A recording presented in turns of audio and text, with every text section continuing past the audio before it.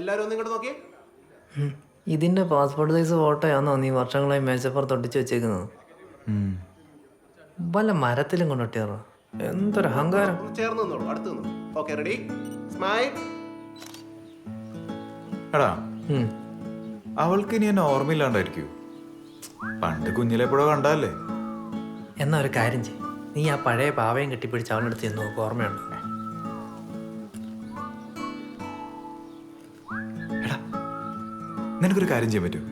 എന്ത്?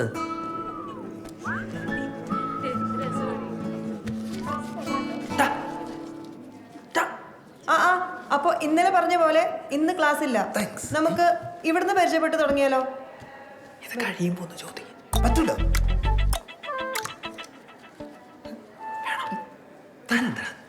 എന്റെ പേര് അനുപമ.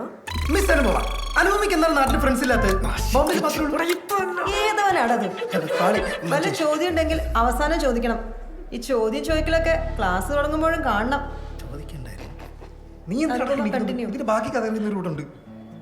എന്റെ പേര് അനുപമ സോമൻ.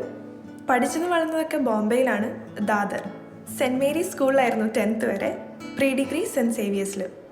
അച്ഛൻ HP-യിൽ ഏരിയ സൂപ്പർവൈസർ ആയിരുന്നു. Mum is a housewife. അവിടുത്തെ ഫാസ്റ്റായിട്ടുള്ള ജീവിതം മടുത്തും പിന്നെ എൻ്റെ പഠിത്തമെല്ലാം കണക്കിലെടുത്തും അച്ഛൻ VRS എടുത്ത് എന്നെ അമ്മയും കൂട്ടി നാട്ടിലോട്ട് വന്നു. സഹോദരങ്ങളൊന്നുമില്ല. ഒരു കസിൻ ബ്രദർ ഉണ്ട്.